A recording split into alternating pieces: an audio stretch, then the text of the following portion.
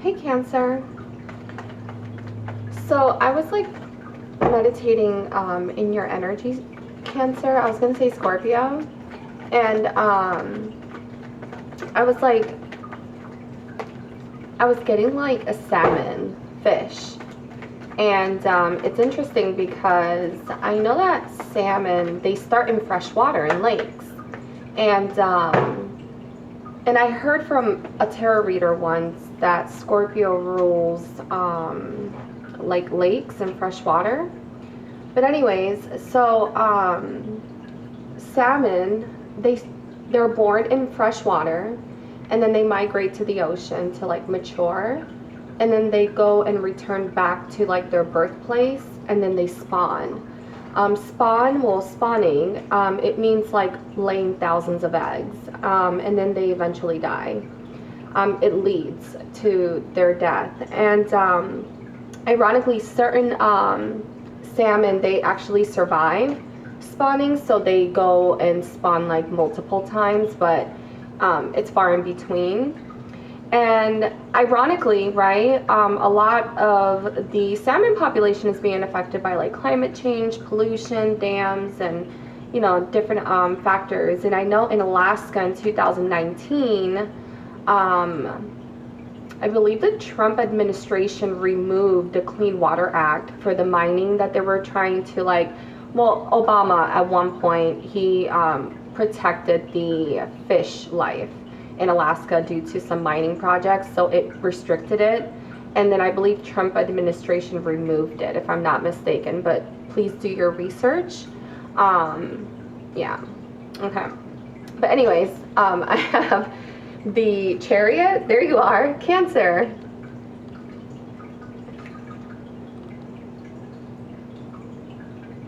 Yeah, so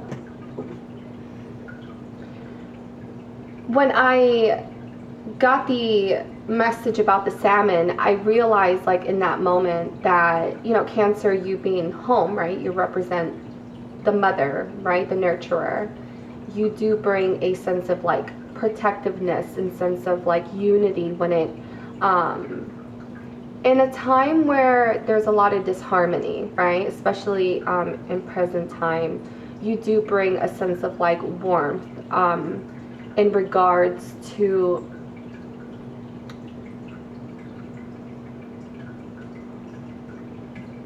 your home, right? And a home can be many different things, right? It doesn't have to be an actual structure.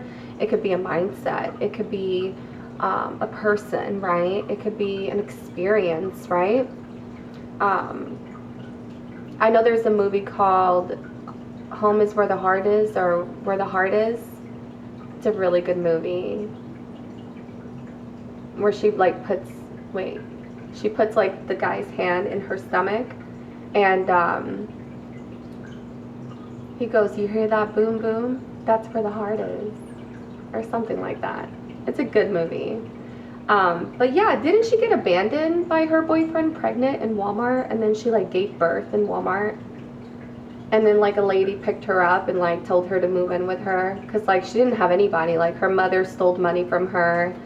Her boyfriend abandoned her at Walmart, and here she is with a newborn baby in this town in the middle of nowhere. And a lady picked her up and like actually gave her a home and an opportunity to rebuild. Seven of Wands, right? The community. And I think that is where she found her way to not only rebuild, but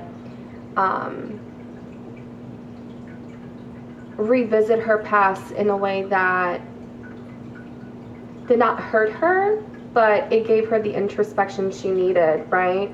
In a love situation, right? Because in that movie, she was struggling with letting another man into her life, although she herself, right, dealt with some trauma. She couldn't let love in, right? Yeah. It's very interesting. We went from salmon to a movie.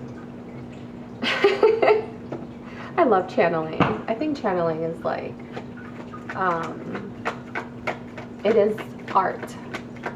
Should be taken seriously, I know, but it is a form of art. We're constantly channeling music. The Nine of Cups. It's that happy place, right, Cancer? So it's in protecting your journey back home that needs to be, well, it doesn't need to be. It's going to naturally be your center of your focus, is returning back to your birthplace, like those salmon do when they are pretty much returning to their transitioning over. So, and no matter where you are, right, you may be retiring, you may be having an empty nest, right? Kids are grown, they're going to college, so on and so forth. You may be going through a divorce, you may be going through a separation, you may be leaving a place that you've been in for quite some time and you're transitioning over. But there is a path back that you need to protect, because you will go back to that space. May not be today, it could be 25 years from now, right? But you will eventually return back to your past, because, you know, I have an opinion that I believe no matter where a person decides to move forward in, right? If someone wants to move towards the future, or if someone wants to go back to the past, either place you go, you're going to run into the past or the future, depending on which route you take. So if you go towards the future, undoubtedly you will go into the past. You will walk into it. If you go to the past, you will inevitably meet the future. So I don't believe that there is such thing about leaving the past in the past and going towards the future. I think either direction you go, you will always meet yourself within that cognitive map, so to speak. But I'm just going to leave it here, Cancer, and yeah.